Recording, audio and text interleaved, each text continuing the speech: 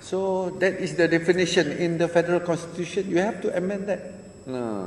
Banyaklah yang perlu di-amend dalam perlembagaan Malaysia supaya tidak menimbulkan kekeliruan terhadap status. Tapi saya amat setuju dengan pandangan yang amat berhormat Perdana Menteri, dan terima kasih kepada beliau.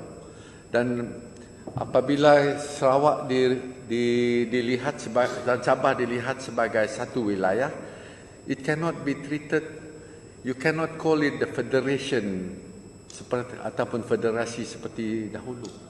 I look at it as a confederation. Confederation means federation of Malayan state together with Sabah and Sarawak. Confederation.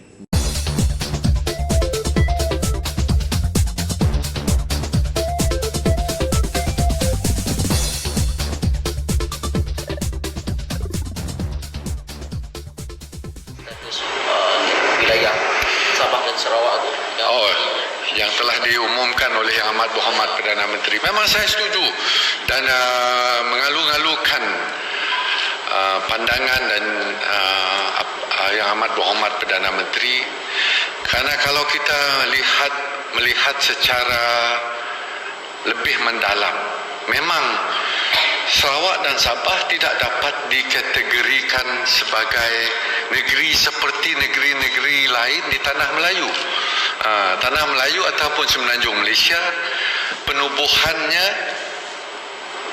adalah berlainan. Dia disatukan di bawah apa yang kita panggil Federation of Malaya Agreement 1957. Kita ditubuhkan, Malaysia ditubuhkan dalam 1963 Malaysian Agreement, dan pada masa itu Federation of Malaya sudah ditubuhkan. We cannot be part of the smaller state. How can you put Perlis and Sarawak on the same level?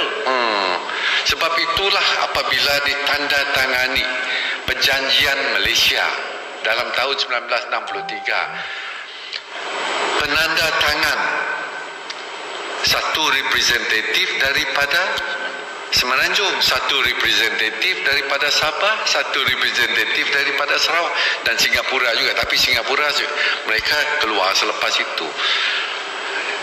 Representatif daripada Semenanjung bukannya mewakili tiap-tiap negeri. There is only one representative to wakil satu federasi, Federation of the Unfederated and the Federated Malay States.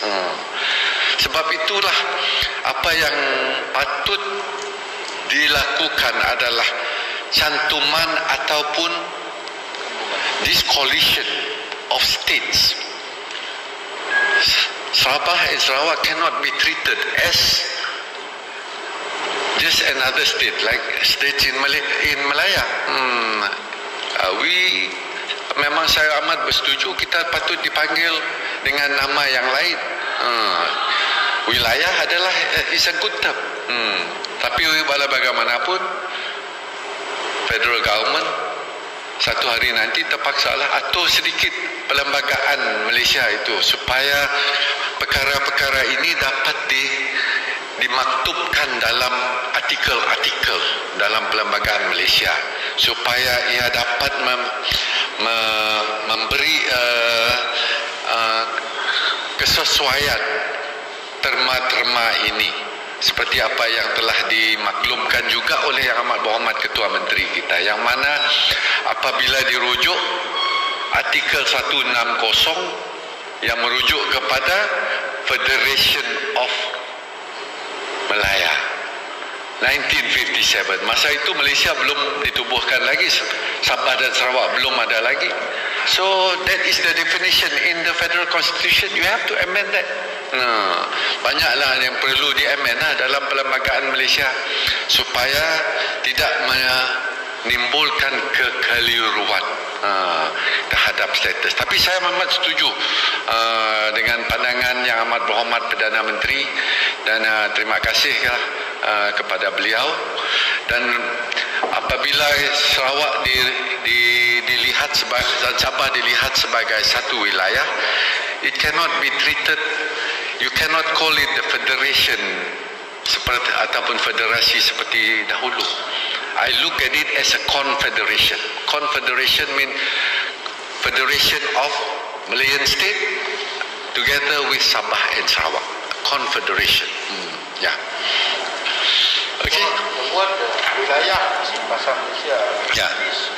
Kok teritori right? Well,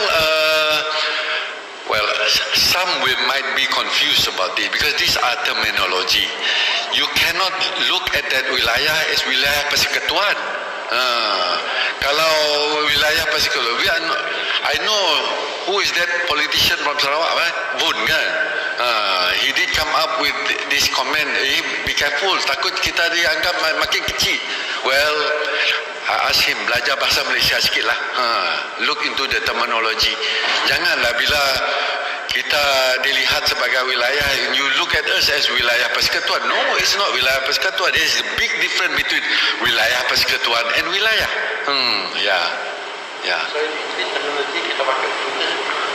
I fully agree to wilayah, but then our federal constitution has got to be amended to incorporate that, to incorporate Sabah and Sarawak as a wilayah and not as a state.